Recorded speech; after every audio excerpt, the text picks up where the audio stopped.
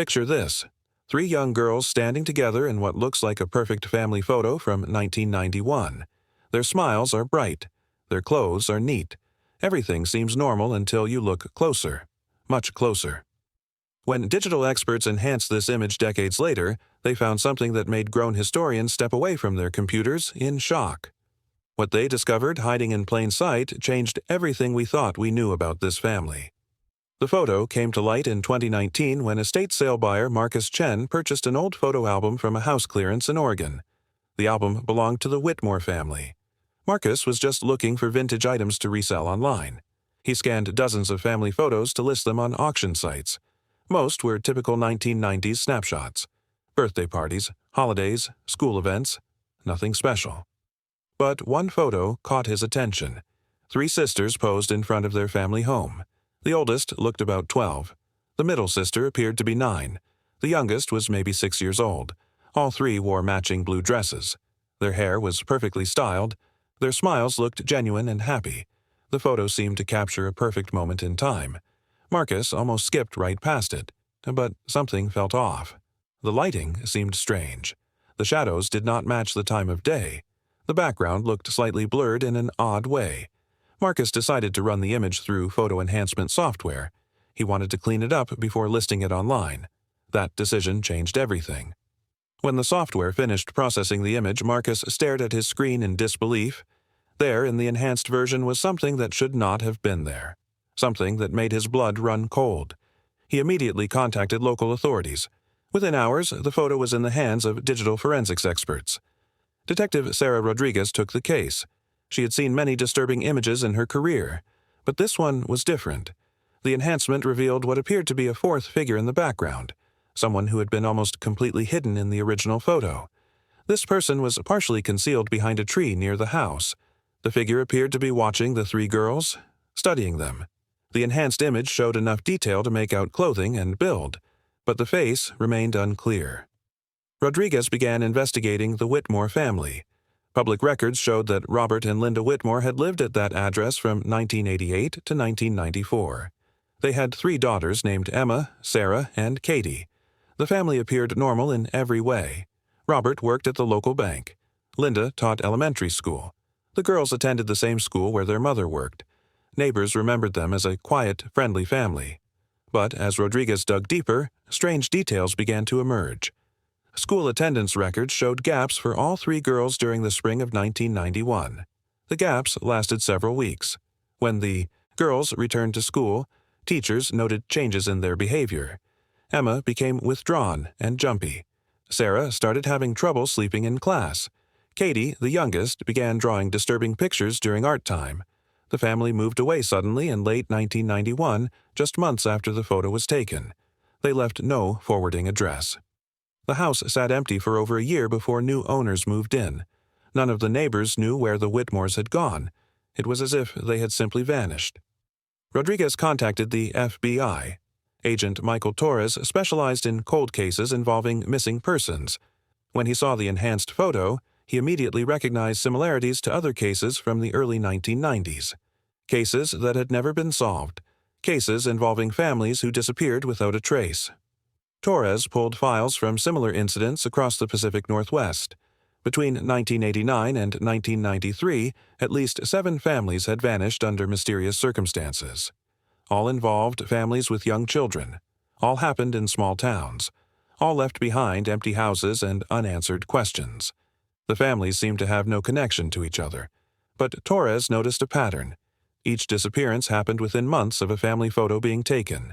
Photos that showed the families looking happy and normal. Photos that, when enhanced using modern technology, revealed the same thing. A mysterious figure lurking in the background. Someone who appeared to be watching, waiting, planning. The enhanced photos showed enough detail to determine that the same person appeared in multiple images. The build, clothing style, and positioning were too similar to be coincidence. Someone had been systematically targeting these families, someone who knew how to stay hidden while monitoring his victims. Torres reached out to retired FBI profiler Dr. Elizabeth Kane.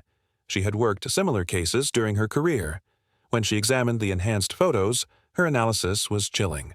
The positioning of the figure suggested careful planning.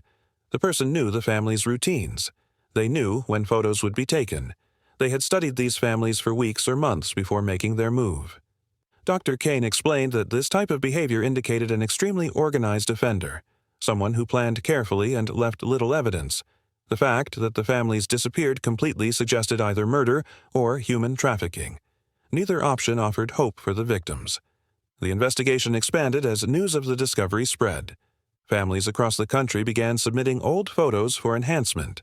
Technology that was not available in the 1990s could now reveal details that were previously invisible. More photos came back positive.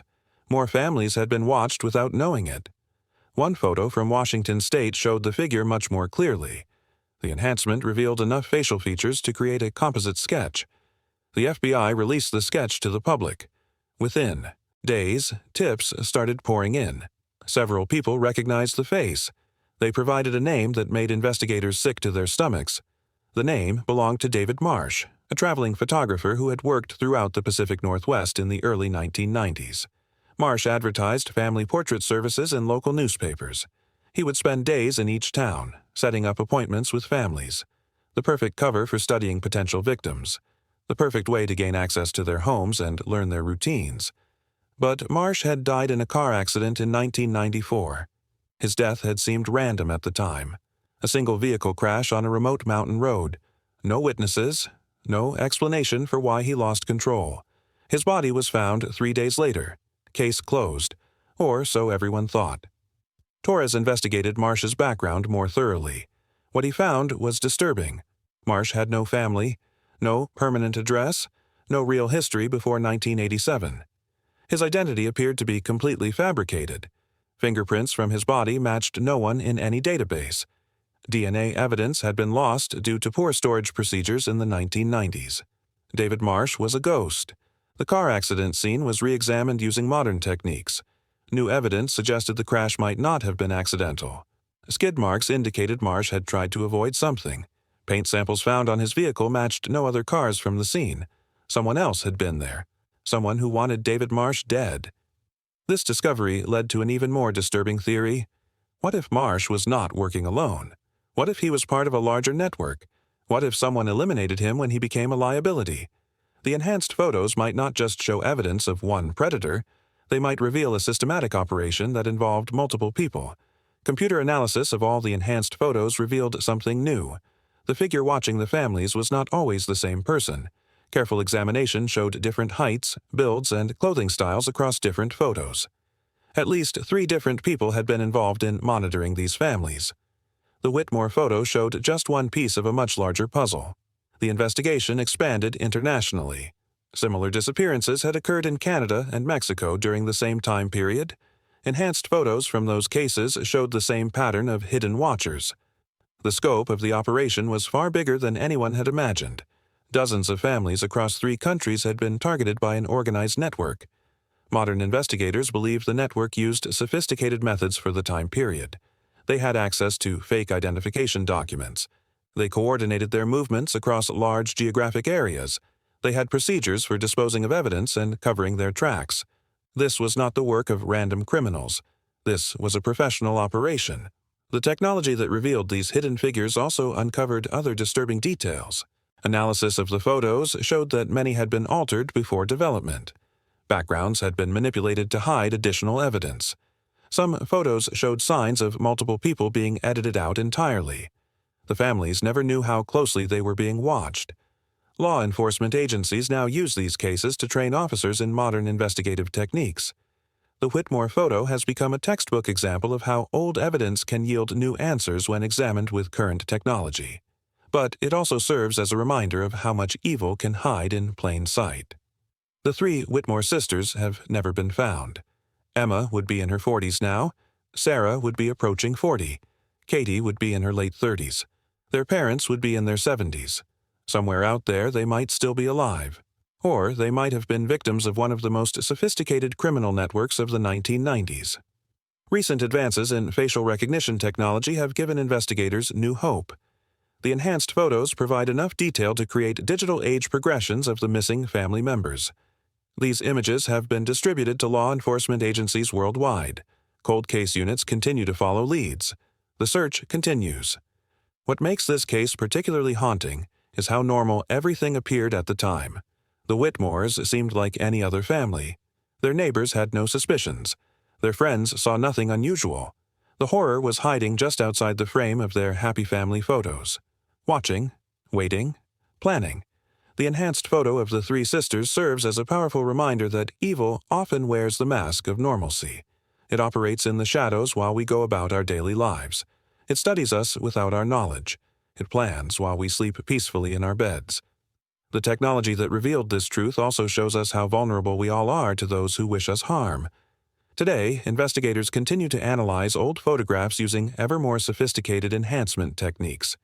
Each month brings new discoveries, new evidence of crimes that happened decades ago, new hope for families who never got answers about their missing loved ones.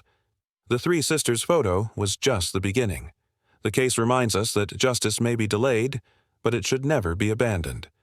Modern technology gives us tools our predecessors never had. We can now see what was always there, hidden in the shadows of our memories. We can find truth in places where only darkness existed before. If you have old family photos from the 1980s or 1990s, especially from the Pacific Northwest, law enforcement encourages you to have them digitally enhanced. You might discover something that helps solve a decades-old mystery.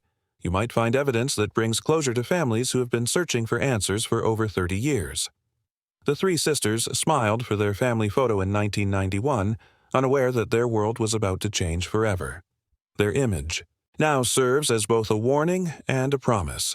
A warning about the evil that can lurk unseen in our lives, and a promise that truth will eventually emerge, no matter how long it takes or how well it has been hidden. The investigation into the network revealed even more shocking details. Computer specialists found that the criminals had been using early Internet technology to coordinate their activities. Bulletin board systems from the early 1990s contained coded messages between different members of the group. These messages discussed target families using numbers instead of names. They shared information about family schedules, security systems, and escape routes. One message thread discovered in 2020 contained references to the Whitmore family. The messages started appearing 3 months before the photo was taken. They tracked the family's daily routines with frightening detail. When Linda Whitmore took the girls to school, when Robert left for work, when the house would be empty, when neighbors would be away on vacation. The network had members across multiple states. Each person had a specific role. Some were watchers who monitored families and gathered information. Others were responsible for creating false documents and identities. A third group handled the actual disappearances. The operation was more organized than most businesses. Financial records from the 1990s revealed suspicious money transfers between accounts linked to network members. Large sums of money moved between different states around the same time families disappeared. The amounts suggested that someone was paying significant fees for these operations, but investigators could never determine who was funding the network or why they wanted these specific families. One theory suggests the network was connected to illegal adoption rings. Families with young children were targeted because their children could be sold to buyers who wanted babies without going through legal adoption processes. The children would be given new identities and placed with families willing to pay enormous sums for a baby with no official records. Another theory points to human trafficking for labor purposes. Rural families were targeted because they were less likely to be missed quickly. Parents and children could be forced to work in illegal operations like drug manufacturing or agricultural labor. Their isolated backgrounds made them perfect victims for modern slavery. The most disturbing theory involves medical experiments. Several of the missing families had children with rare genetic conditions or unusual blood types. Some researchers believe the network was connected to illegal medical research programs. Families were kidnapped to provide test subjects for experiments that could never be conducted legally. Evidence supporting this theory emerged when investigators found medical records from a defunct research facility in Northern California. The facility had closed suddenly in 1994, the same year David Marsh died. Records showed that the facility had been conducting unauthorized genetic research. Patient files contained photos that matched some of the missing children. Dr. Rachel Morrison, a geneticist who reviewed the evidence, explained that certain genetic conditions were extremely valuable to researchers in the 1990s. Children with these conditions could provide insights worth millions of dollars to pharmaceutical companies. Unethical researchers might have paid criminal networks to provide test subjects who would never be reported missing. The facility's closure coincided with increased federal oversight of medical research. New regulations made it much harder to conduct unauthorized experiments. The timing suggests that the network disbanded when their primary customer could no longer operate. This might explain why similar disappearances stopped happening after 1994. Modern DNA analysis has provided new leads in the case. Genetic material found at some of the abandoned houses has been entered into national databases. So far, no matches have been found, but investigators remain hopeful that advancing technology will eventually identify the network members. Even decades later, justice might still be possible. The psychological impact on surviving family members has been enormous. Relatives of the missing families have formed support groups to cope with the ongoing uncertainty. Many describe feeling constantly watched, even decades after their loved ones disappeared. They check and recheck their own family photos, looking for signs of hidden watchers.